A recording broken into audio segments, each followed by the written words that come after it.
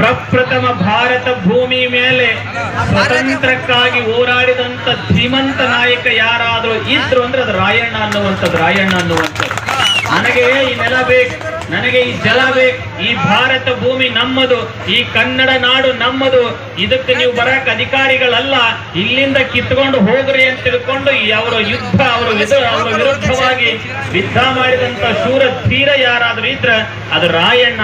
ಆ ರಾಯಣ್ಣ ಜಾತಿಗಾಗಿ ಹೋರಾಡಲಿಲ್ಲ, ರಾಯಣ್ಣ ತನ್ನ ಮಂದಿ ಮಕ್ಕಳು ಅಂತ ಹೋರಾಡಲಿಲ್ಲ. ಇಡೀ ಕನ್ನಡ ನಾಡು ನನ್ನ ನಾಡು, ಈ ಅನ್ನ ಜಲ ಇದೆಲ್ಲ ನನ್ನದು, ನಮ್ಮದು ನಮ್ಮಲ್ಲಿರಬೇಕು, ಮತ್ತೊಬ್ಬರಿಗೆ ಹೋಗಬಾರದು ಅನ್ನುವಂತ ನಿಟ್ಟಿನೊಳಗ ಹೋರಾಡಿದ. ಬರೇ ಅಲ್ಲೇ ಹೋರಾಡಲಿಲ್ಲ, ಇಷ್ಟೊತ್ತನ ಮಾತಾಡೋ ಒಳಗೆ ಎಷ್ಟು ಮಂದಿ ಗಮನಿಸಿದ್ರೆ ಗೊತ್ತಿಲ್ಲ, ಸುರಪುರಕ್ಕೆ ಬಂದು ಇಲ್ಲಿರುವಂತ ರಾಜ್ಯರಲ್ಲಿರುವಂತ ದೊಡ್ಡ ದೊಡ್ಡ ಭಯಂಕರ ಬಲಶಾಲಿಯಾಗಿರುವಂತ ಕುಸ್ತಿ ಪಟುಗಳ ಜೊತೆ ಕುಸ್ತಿಯನ್ನಾಡಿ ಇವರಲ್ಲಿ ಗೆದ್ದು ಇಲ್ಲಿಂದ ಸೈನಿಕರು ತಗೊಂಡು ಹೋಗ್ತಾನೆ. ಅಂದ್ರೆ ಇಂಥವ್ರನ್ನ ಎಷ್ಟೋ ತಗೊಂಡು ಹೋಗಿ ನಿಂತು ಯುದ್ಧವನ್ನು ಮಾಡ್ತಾನೆ ಹಾಗೆ ಎನ್ನುವಂಥದ್ದು. ನೀವೆಲ್ಲ ರಾಯಣ್ಣನ ಅಭಿಮಾನಿಗಳಲ್ಲ, ನಿಜವಾಗಿ ರಾಯಣ್ಣನ ಅಭಿಮಾನಿಗಳಾಗಿದ್ರ ಇವತ್ತು ನನ್ನ ಮಾತು ಪಾಲಿಸ್ಬೇಕು. ರಾಯಣ್ಣ ಗುಟ್ಗ ತಿನ್ಲಿಲ್ಲ. ಯಾರ್ಯಾರ ರಾಯಣ್ಣನ ಅಭಿಮಾನಿಗಳಿದ್ರೆ ಇವತ್ತಿನಿಂದ ಗುಟ್ಗ ತಿನ್ನೋದು ಬಿಡ್ಬೇಕು. ನಮ್ಮ ಸಂಸಾರಗಳು ಬರೇ ದೇವರುಗಳಿಗೆ ಹೊಂಟು ಬಿಟ್ಟಾವ. ಸಾಲ ಮಾಡೋದೆಲ್ಲ ದೇವರಿಗೆ. ಏನು ಮಾಡ್ತೇವಿ ಅಂತಂದ್ರೆ ದೇವರ ಹೆಸರ ಮೇಲೆ ಬ್ಯಾಟಿ ಮಾಡ್ತೇವೆ. ಬ್ಯಾಟಿ ಮಾಡೋದು ನಿಮ್ಗೊಂದು ಹೇಳ್ತೀನಿ, ಒಂದು ಕುರಿಮರಿ ತರಬೇಕಾದ್ರೆ ಎಷ್ಟು ಖರ್ಚಿಗೆ ಬರ್ತದೆ? 20,000. ಹೌದಲ್ಲ? 20,000 ರೂಪಾಯಿಲಿಂದ ತಂದಿರುವಂತ ಮಾಹಿತಿ. ಒಂದು ಕುರಿಮರಿಗೆ 20,000 ಬೇಕು. ಅದನ್ನ ತಗೊಂಡು ಬಂದು ಹಂಗ ಕಡ್ಕೊಂಡು ತಿನ್ನಕ್ ಬರಂಗಿಲ್ಲ. ಅದಕ್ಕೆ 20,000 ಅಂತ ಹೆಚ್ಚಬೇಕು. ಟೋಟಲ್ ಎಷ್ಟಾಯ್ತು? 40,000. 40,000ದಾಗ ನಿಮ್ಮ ಬ್ಯಾಟಿ ಮುಗಿಯಂಗಿಲ್ಲ. ಅದಕ್ಕ ಮನಿಗಿನಿ ಸಾರಿಸ್ಬೇಕು, ಬೀಗರಿಗೆ ಪಾಗರಿಗೆ ಬಟ್ಟಿ ತರಬೇಕು, ಅದಕ್ಕೊಂದು 10,000 ಇಡ. ಟೋಟಲ್ ಎಷ್ಟಾಯ್ತು? 50,000ದಾಗ ಮುಗಿಯಂಗಿಲ್ಲ. ಎಲ್ಲರಿಗೆ ಊಟಕ್ಕೆ ಬರಕ್ ಕೇಳಿರ್ತೀರಿ ನೀವು, ಅವ್ರ ಹಂಗ ಬರಂಗಿಲ್ಲ, ಬಾಟ್ಲಿ ತಂದಿರಲ್ಲ ಅಂತ ಕೇಳ್ತಾರೆ ನಿಮಗೆ. ಇಡೀ ದುಡ್ಡನ್ನು ಹಾಳು ಮಾಡ್ಕೊಂತೀವಿ. ಬೆಂಗಳೂರು, ಮಂಗಳೂರು, ಮಹಾರಾಷ್ಟ್ರ ಏನು ದುಡ್ಯಾಕ್ ಹೋಗ್ತೇವಿ. ಹಾಗಾಗಿ ನಿಮಗೊಂದು ಮಾತು ಹೇಳ್ತೀನಿ, ಅದೇ 50-60,000 ರೂಪಾಯಿ ದುಡ್ಡನ್ನ ನಿಮ್ಮ ಮಕ್ಕಳ ಶಿಕ್ಷಣ ಭವಿಷ್ಯಕ್ಕಾಗಿ ಉಪಯೋಗ ಮಾಡಿದ್ರಂದ್ರೆ ನಿಮ್ಮ ಮಕ್ಕಳುಗಳು ಡಾಕ್ಟರ್ಗಳಾಗ್ತಾರೆ, ಇಂಜಿನಿಯರ್ಗಳಾಗ್ತಾರೆ, ಒಳ್ಳೆಯ ಭವಿಷ್ಯವನ್ನು ನಿರ್ಮಾಣ ಮಾಡ್ಕೊತಾರೆ. ಹಾಗೆ ಅನ್ನುವಂಥದ್ದು. ಹೆಣ್ಮಕ್ಳು ಕೂತ್ಕೊಡ್ರವ, ಇವುಗಳಿಗೆ ಬೇಡ್ಕೊಳ್ಳೋರು ನೀವ. ಮೂಲ ಮುಗೋದೆ, ಹುಲಿಗೆ ಮುಗೋದೆ, ಉದ್ದ ಆಟ ಬಿದ್ದು ಅಣಿವಾರ ಬಂಡಾರ ಬಡ್ಕೊಂಡು ಬ್ಯಾಟಿ ಮಾಡ್ತೇವಂತ ಬಂಡಾರ ಹಿಡ್ಕೊಂಡು ಬಂದ್ಬಿಡ್ತೀರಿ ಕೋಡಿಗಳು ನೀವು.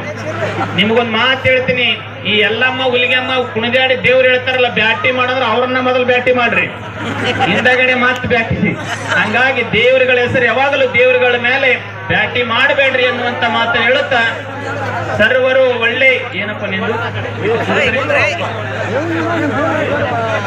ಎಲ್ಲ ನಮ್ಮ ಪರಂಪರೆಯವರು ಒಳ್ಳೆಯ ಸುಸಂಸ್ಕೃತರಾಗಿ ಒಳ್ಳೆಯ ಜೀವನವನ್ನ ನಡೆಸ್ರಿ ಎನ್ನುವಂತ ಮಾತು ಹೇಳುತ್ತಾ, ಎಲ್ಲರೊಡನೆ ವೈರತ್ವವಿಲ್ಲದೆ ಇರುವುದೇ ಚಂದಮಮ ಅನ್ನಂಗ ಊರಾಗ ಎಲ್ಲಾ ಸಮಾಜದವ್ರ ಜೊತೆ ಪ್ರೀತಿಯಿಂದ ಇರಬೇಕು.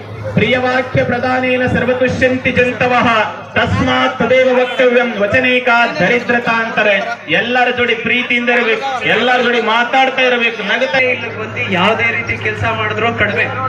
ನಾನು ಒಂದು ಮಾತು ಹೇಳ್ತೀನಿ, ನಮಗೆ ಇಲ್ಲಿ ಅಧಿಕಾರ ಸಿಗ್ಲಿ ಅಧಿಕಾರ ಸಿಗದೆ ಹೋಗ್ಲಿ, ಅಧಿಕಾರ ಏನು ಹೊಸದಲ್ಲ.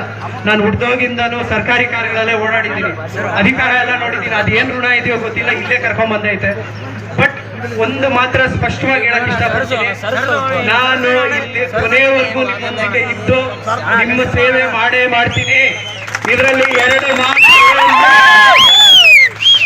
ಇವತ್ತು ಸಂಗೊಳ್ಳಿ ರಾಯಣ್ಣ ಹಿರಿಯರೆಲ್ಲ ಮಾತಾಡಿದ್ರು, ಸಂಗೊಳ್ಳಿ ರಾಯಣ್ಣ ಬಗ್ಗೆ ಮಾತಾಡೋದು ತುಂಬಾ ಇದೆ. ಬಟ್ ಸಂಗೊಳ್ಳಿ ರಾಯಣ್ಣ ಇಂದ ನಾವು ಕಲಿಬೇಕಾಗಿರೋದು ಒಂದು ಶೌರ್ಯ, ಒಂದು ನ್ಯಾಯ, ನೀತಿ, ಧರ್ಮ, ನಿಷ್ಠೆ, ದೇಶದ ಮೇಲೆ ಇರೋ ಪ್ರೀತಿ. ಇದನ್ನೆಲ್ಲ ನಾವು ಅಳವಡಿಸ್ಕೊಳ್ಬೇಕಾಗುತ್ತೆ. ಬರೀ ಮಾಯರ್ ಭಾಷೆಯಲ್ಲಿ ಹೇಳ್ಬಾರ್ದು, ಅದನ್ನ ನಾವು ಅಳವಡಿಸ್ಕೋಬೇಕು. ಅದಕ್ಕೋಸ್ಕರನೇ ಅವ್ರ ಆ ತರ ಬದುಕಿರೋದಕ್ಕೋಸ್ಕರನೇ ಆ ಬದುಕಿದ ನೀತಿ ನೋಡಿ ಇವತ್ತು 200 ವರ್ಷ ಆಗಿದೆ ನನ್ನ ಬಿಟ್ಟು ಹೋದ್ರು. ಆದ್ರೂ ಅವರು ಒಂದು ನ್ಯಾಯ, ನೀತಿ, ಧರ್ಮದ ಹಾದಿಯಲ್ಲಿ ಅವರು ಬಾಳು ಬಂದಿದ್ದು ನಮ್ಗೊಂದು ಉದಾಹರಣೆ ಕೊಟ್ಟು ಹೋಗಿದ್ದಾರೆ. ಅದರಿಂದ ಅವ್ರನ್ನ ಸದಾ ನೆನೆಸ್ಕೊಬೇಕು. ಇದೇ ತರ ಪ್ರತಿಯೊಂದೊಂದು ಗ್ರಾಮದಲ್ಲೂ ಕೂಡ ಅವ್ರದ್ದೊಂದು ಪ್ರತಿಮೆ ಇರಬೇಕು. ಎಲ್ಲರೂ ಇಡೀ ಖಂಡಿತವಾಗ್ಲೂ ನಮ್ಮ ಕೈಲಿ ಏನಾಗ ಸಹಾಯ ಆಗುತ್ತೆ ಖಂಡಿತವಾಗ್ಲೂ ಸಹಾಯ ಮುಂದಿನ ದಿನಗಳಲ್ಲಿ ಮಾಡ್ತೀವಿ. ಆಮೇಲೆ ಎಲ್ಲದಕ್ಕಿಂತ ಹೆಚ್ಚಾಗಿ ಇನ್ನೊಂದು ವಿಷಯ ಹೇಳ್ಬೇಕು ಅಂತಂದ್ರೆ, ಯಾವ ಒಬ್ಬ ವ್ಯಕ್ತಿಯ ಶ್ರಮ ಇಲ್ಲ, ಪ್ರತಿಯೊಬ್ಬ ನಿಮ್ಮ ಸಮಾಜದ ಬಂಧುಗಳು ನಿಮ್ಮ ಗ್ರಾಮದ ಮುಖಂಡರುಗಳ ಶ್ರಮ ಐತಿ. ಎಲ್ಲರೂ ಕೂಡ ಮುಂದಿನ ದಿನಗಳಲ್ಲಿ ಒಗ್ಗಟ್ಟಾಗಿರೋಣ, ಒಗ್ಗಟ್ಟಿನಲ್ಲಿ ಬಲವಿದೆ ಅಂತ ತೋರ್ಸತಕ್ಕಂಥ ಶಕ್ತಿ ಆ ಇವತ್ತ ನಾವೆಲ್ಲರೂ ಕೂಡ ಸುರಪುರ ಮತಕ್ಷೇತ್ರದಲ್ಲಿ ಬಹುಸಂಖ್ಯಾತರು ಅಂತ ಹೇಳ್ತೀವಿ. ಆಲಮತ ಸಮಾಜದವರು ಯಾವ ಪಕ್ಷಕ್ಕೆ ನಾವು ಆಶೀರ್ವಾದ ಮಾಡ್ತೀವಿ, ಯಾವ ಪಕ್ಷಕ್ಕೆ ನಾವು ಭಂಡಾರವನ್ನು ಹಚ್ತೇವೆ, ಆ ಪಕ್ಷ ಈ ಸುರಪುರ ಮತಕ್ಷೇತ್ರದಲ್ಲಿ ಅಧಿಕಾರದಲ್ಲಿ ಇರುತ್ತೇವೆ. ನಾವೆಲ್ಲರೂ ಕೂಡ ನಾವು ಯಾವತ್ತೂ ನಮ್ಮ ಹಾಲು ಮತ ಸಮಾಜ ಹಾಲು ಕೊಡ್ತೀವಿ ಹೊರತಾಗಿ ವಿಷಯ ಕೊಡುವುದಿಲ್ಲ ಅಂತ 2028ರಲ್ಲಿ 30ರಿಂದ 35 ಕುರುಬರನ್ನು ವಿಧಾನಸೌಧಕ್ಕೆ ಕಳಿಸಬೇಕಂತ ಹೇಳಿ ಹೀಗಾಗಿ ತಾವೆಲ್ಲರೂ ಕೂಡ ಇಷ್ಟೊತ್ತು ನನ್ನ ಮಾತನಾಡಲು ಅವಕಾಶ ಕೊಟ್ಟಿರ್ತಕ್ಕಂಥ ಎಲ್ಲ ನನ್ನ ಸಮಾಜದ ಬಂಧುಗಳಿಗೆ ಹಾಗೂ ಕ್ರಾಂತಿವೀರ ಸಂಗೊಳ್ಳಿ ರಾಯಣ್ಣ ಅಭಿಮಾನಿಗಳಿಗೆ ವಂದಿಸುತ್ತಾ ನನ್ನ ಎರಡು ಮಾತನ್ನು ಮುಗಿಸ್ತೇನೆ. ಜೈ ಹಿಂದ್, ಜೈ ರಾಯಣ್ಣ. ದೇಶವನ್ನು ಅವರಿಂದ ಕಾಪಾಡ್ಕೊಬೇಕು ಅಂತ ಈ ದೇಶಕ್ಕಾಗಿ ತಮ್ಮ ಪ್ರಾಣನೇ ಕೊಟ್ಟಿದ್ದಾರೆ. ಕ್ರಾಂತಿವೀರ ಸಂಗೊಳ್ಳಿ ರಾಯಣ್ಣ ಅಂತ ಬಂದು ನಾವು ಯಾವುದೇ ಜಾತಿ ಧರ್ಮ ಯಾವುದೇ ಪಂಗಡಕ್ಕೆ ಅವನ್ನ ಸೀಮಿತ ಮಾಡ್ತಾರೆ. ಅದೆಲ್ಲದನ್ನು ಮೀರಿದ ದೈವಿಕ ಪಕ್ಷ. ನಮ್ಗೆ ಗೊತ್ತು, ಅವರು ಒಬ್ಬರೇ ಅವರ ಸೈನ್ಯದಲ್ಲಿ ಕೂಡ ಹಲವಾರು ಅನ್ಯ ಜಾತಿಯರನ್ನು ಕೂಡ ಇಟ್ಕೊಂಡು ಅಷ್ಟೇ ಅವ್ರಿಗೂ ದೇಶ ಪಡೆದುಕೊಂಡು ಹೋರಾಟ ಮಾಡಿದ್ದಕ್ಕೆ ಅವತ್ತೊಂದು ಕ್ರಾಂತಿ ಆಯಿತು. ಅವರು ನಮಗೆ ಏನು ಹೇಳ್ಕೊಟ್ಟಿದ್ದಾರೆ ಅಂದರೆ ನ್ಯಾಯ, ನೀತಿ, ಧರ್ಮ, ನಿಷ್ಠೆ ಮತ್ತು ದೇಶದ ಮೇಲೆ ಒಂದು ವಿಶೇಷವಾದ ಪ್ರೀತಿಯನ್ನು ಇಟ್ಕೊಂಡು ನಾವು ನಮ್ಮ ಬದುಕನ್ನು ಸಾಗಿಸಬೇಕು.